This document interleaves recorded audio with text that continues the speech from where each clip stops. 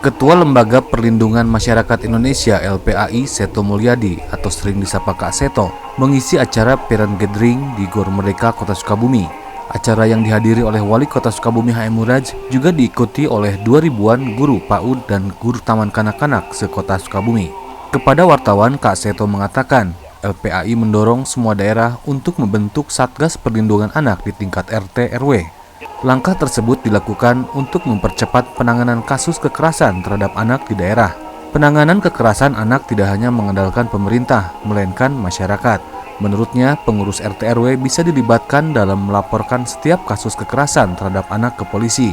Nantinya di dalam kepengurusan RT tidak hanya dibentuk seksi kebersihan dan keamanan saja, melainkan ada seksi perlindungan anak, sehingga ketika terjadi kasus kekerasan terhadap anak bisa segera ditangani dengan cepat. Jadi dalam hal ini tentu perlu kerjasama semua pihak. Artinya kalau kita hanya mengandalkan pada pemerintah, hanya kepada polisi juga tidak akan mampu. Kita juga harus dari hulunya dulu. Jadi bagaimana di setiap lingkungan yang paling awal yaitu RT dan RW bisa dibentuk Satgas Perlindungan Anak. Satgas Perlindungan Anak ini warga sendiri yang berani melapor kalau ada kekerasan terhadap anak dan tidak membiarkan. Kadang-kadang apalagi kekerasan seksual yang dilakukan oleh justru orang-orang terdekat itu cenderung dibiarkan karena dianggap aib, merusak lingkungan, merusak nama baik lingkungan, sekolah ataupun RT RW dan sebagainya.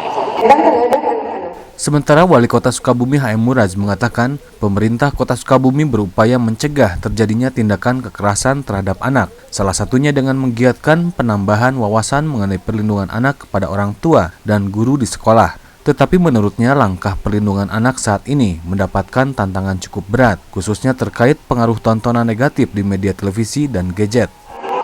Saya kira di Kota Sukabumi alhamdulillah lah tidak ada kekerasan ya terhadap anak-anak didik. Ya, cuman barangkali mereka tadi wawasannya, kualitasnya dari para pendidiknya harus terus kita tingkatkan karena zaman terus berubah. Anak-anak juga pengetahuannya dengan gadget, dengan televisi dan sebagainya nambah terus. Di mana yang harus diseimbangkan? Saat ini mulai banyak kasus yang dilaporkan kepada aparat penegak hukum dan lembaga perlindungan anak. Kondisi tersebut dikarenakan mulai meningkatnya kesadaran masyarakat dan peran media yang berani mengungkapkan kekerasan anak.